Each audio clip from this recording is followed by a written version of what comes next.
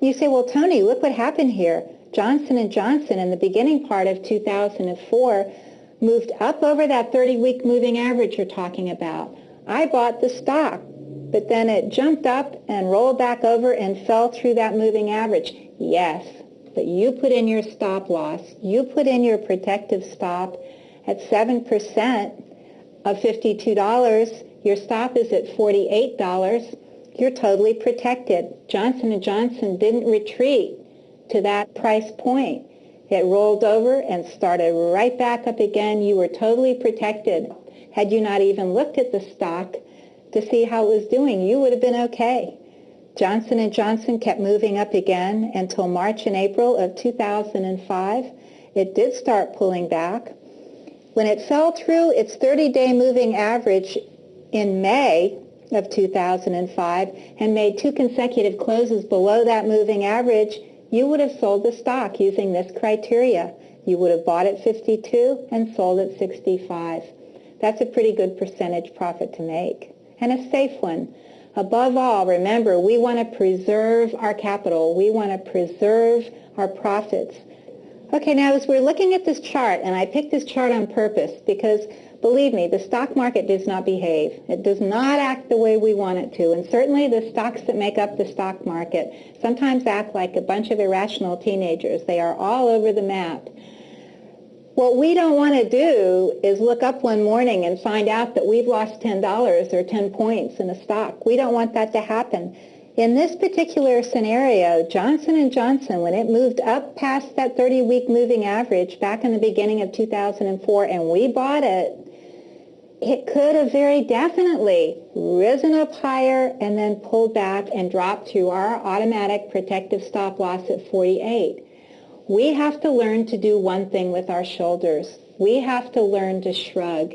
We have our insurance, and this is the stock market, people. It's getting more and more volatile every day. And if we get taken out of the stock for the price of a few dollars plus a commission, aren't we far more fortunate than if we hadn't paid attention, hadn't placed a stop loss, and had let the thing fall further and further down, and then in essence lost a lot more money and then had to hang on to it and hope we made it up.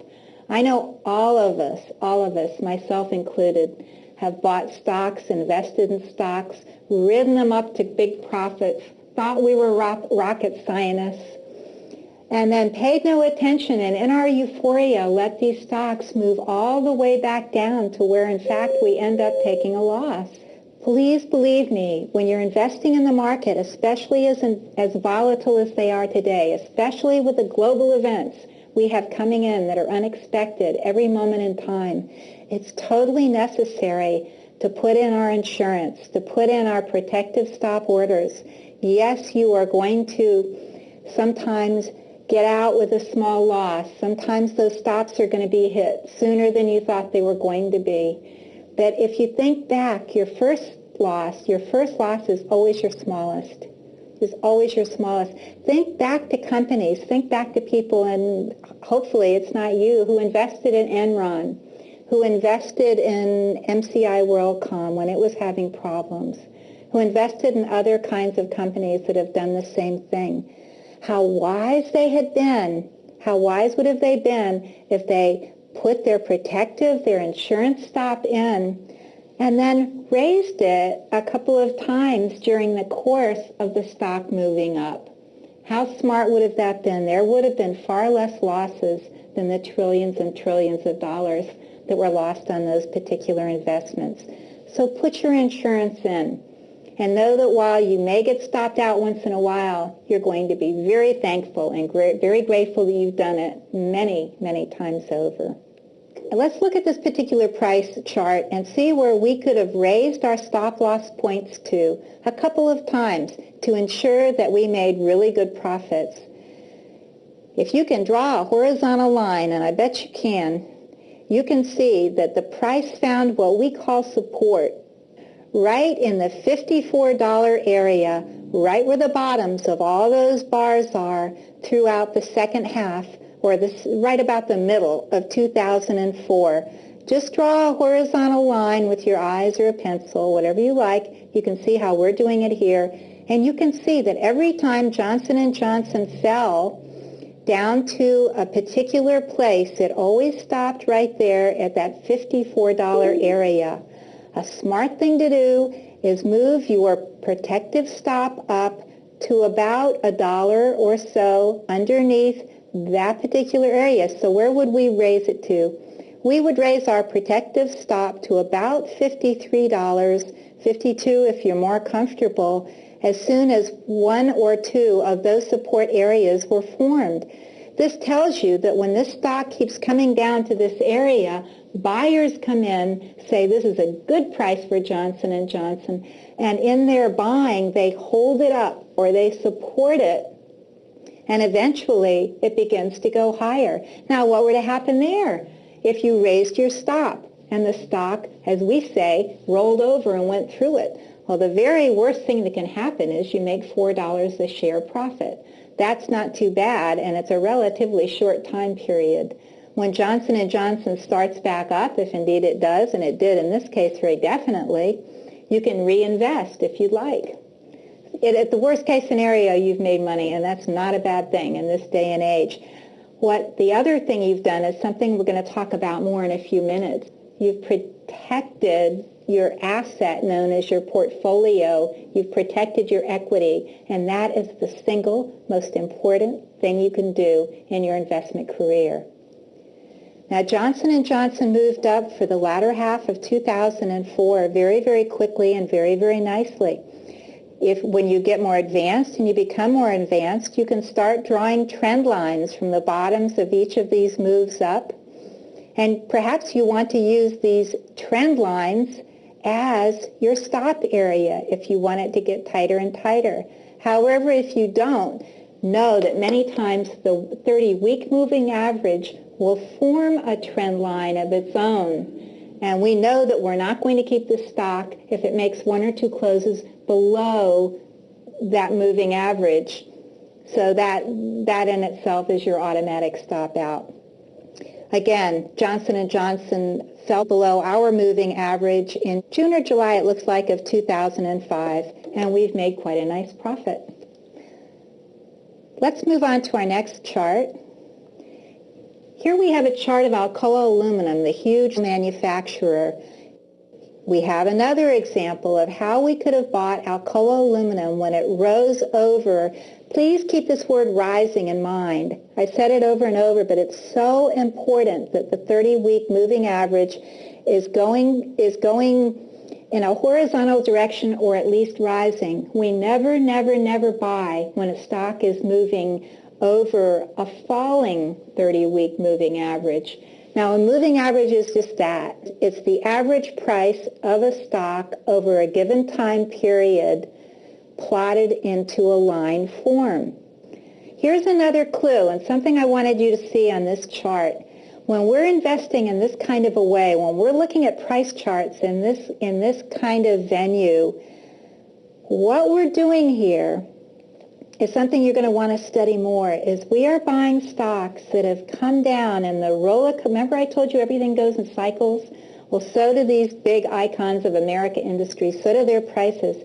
These stocks have moved up in value, come down in what we call a downtrend, stabled off in the trough or the base of the cycle, and started moving up. What we're doing is we're buying stocks when they start moving up. We're trying to get the biggest reward for the smallest amount of risk. And that's why I'm using this particular indicator. That's why I'm using price charts for my investment. Once you look at price charts, very, very simple ones like these, and study them a little bit, your eyes will get trained and you're going to start to see how they relate. So such valuable information for you. Pretty soon when somebody says, would you like to invest in something, the first words out of your mouth are going to be the first words that are out of mine. Let me look at the chart. Now again, and when you combine that with the fundamental information and the other information that you've kept track of, that you've looked at, you're going to find it to be a very, very, very valuable analysis tool. This is a weekly chart of Alcoa Aluminum, a bar chart, just like our last one with Johnson & Johnson. And again, you can see how we use the 30-week moving average as an indicator and a decision support tool. Now, as you can see on this price chart, Alcoa aluminum came all the way down in the middle of 2002, kind of touched off here at $18, moved back up, retested almost, but not quite that, and moved up again over our 30-week moving average. As it moved over this moving average, and this moving average here is rising slightly, we bought Alcoa aluminum at about $23. Immediately, we put our stop loss in at our 7 to 8% point of $21.30. Now we've got that insurance in. Now we know that if anything happens to Alcoa aluminum, it doesn't have far to fall before we're taken out. Notice how we bought Alcoa aluminum at 23 and it ran up to about 26, and then it had to rest for a little while. And as it was resting, buyers came in, increased demand, and moved it up even higher in price. Price charts are human emotions in a picture. They are human emotions. At the bottom of this price chart back in the year 2002, we can see fear. We can see panic. Probably people who had this stock panicked when it moved in a downtrend all the way down. Then as it started up in 2003, you can see little bits of optimism coming into the market. Some people are starting to nibble and say maybe the stock is going to move higher. The optimism will move more and more into greed, different levels of greed. When you see a stock go from here to here, now we're talking about the emotion called euphoria. When you see a stock move in a almost vertically in an uptrend and change the angle the way Alcoa aluminum did, now you want to start raising your stop, if you know how to read this kind of trend, in order to get the maximum profits. And if you don't, it's okay. If you don't, you can wait until it crosses that 200-week moving average line, as Alcoa aluminum did in April of 2004. It crossed over this line, made certainly 2 consecutive closes. We could have gotten out here easily at 34. But remember, I keep using the word close. It did not close below that moving average, and the close is the most important part of the day or the week for any stock. The close is when the commitment's made. The close is when people say, okay, I believe enough in this stock, I believe enough in this company that I'm going to hold it overnight. And after all, time is a premium in any of these investments. The longer you're in an investment, as simply put, the more things that can happen. So let's keep that closing price in mind, especially on these weekly charts. That's a really good information guideline.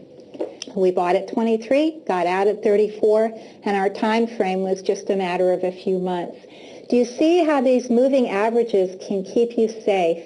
Do you see how using a criteria, this one or one similar to it, can keep you from taking big losses in the market? Now, stocks will sometimes go like this.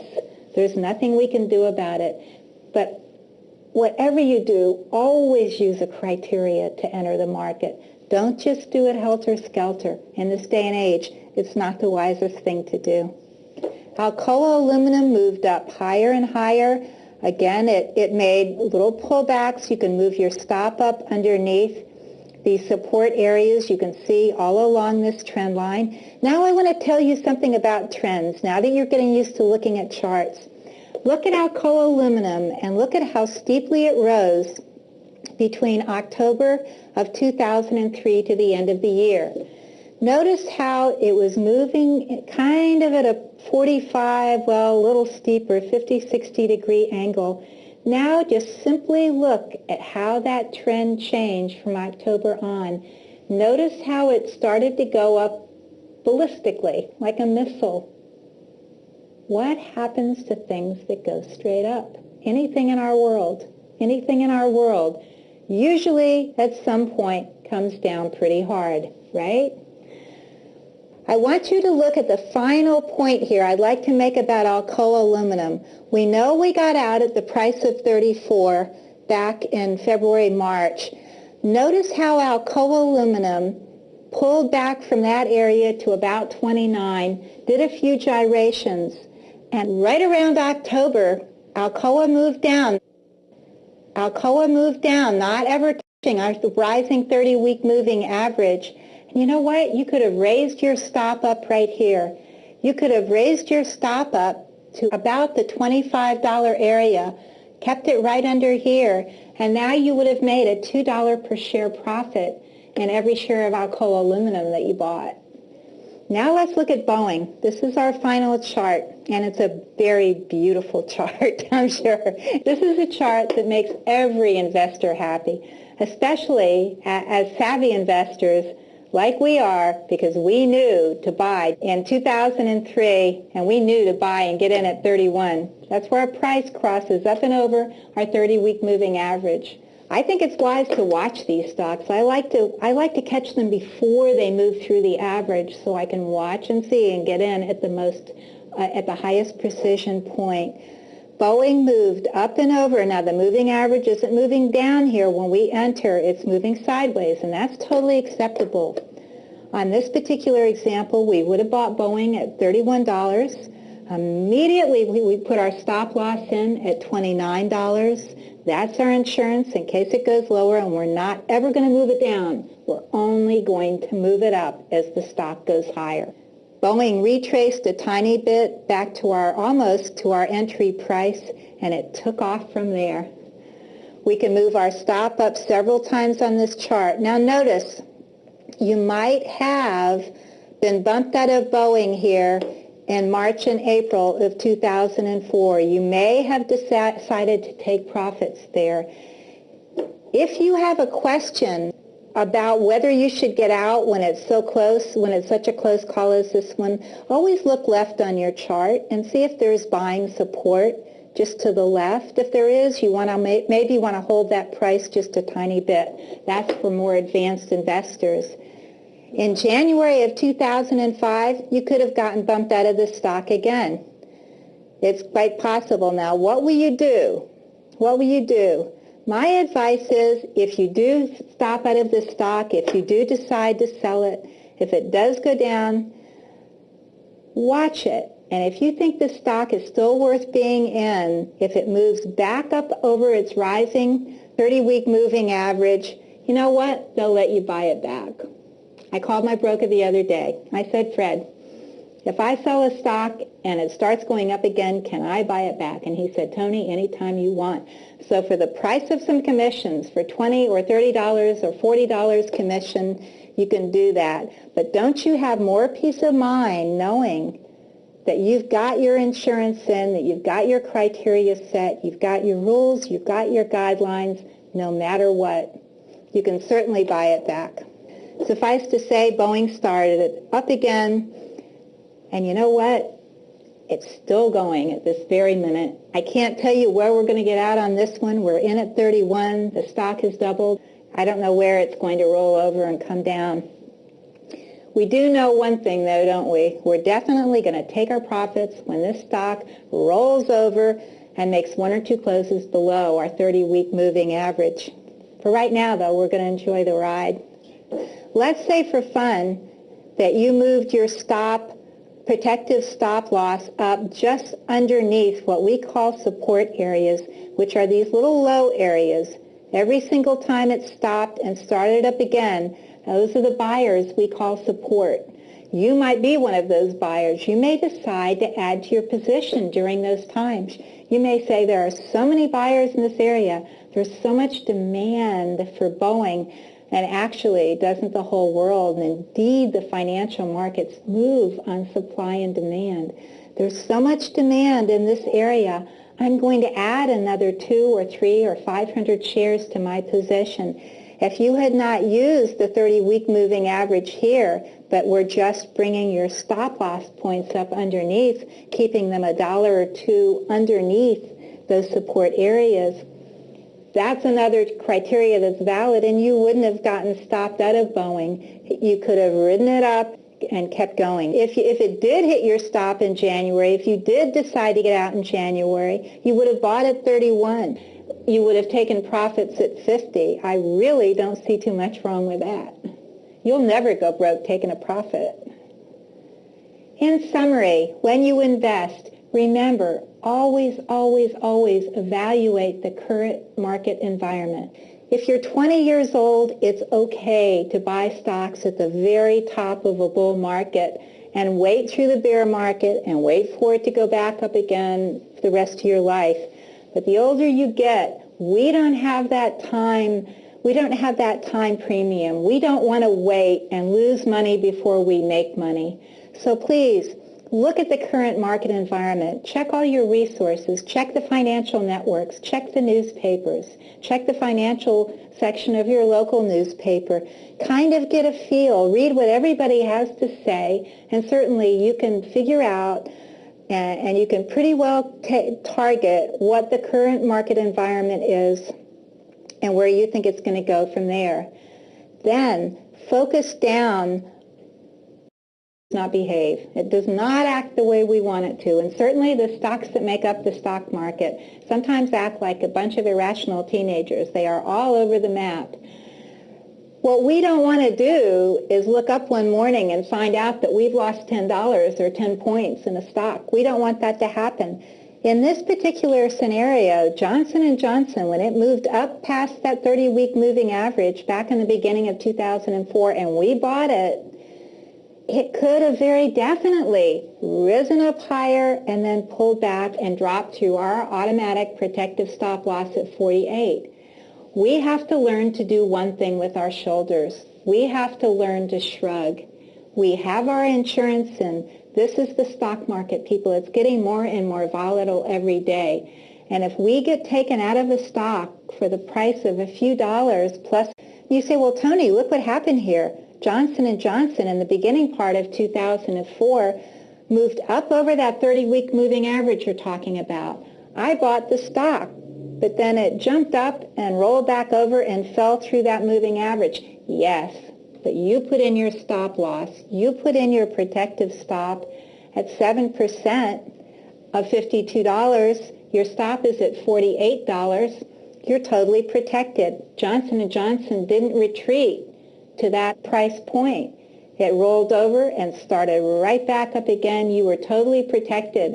Had you not even looked at the stock to see how it was doing, you would have been okay.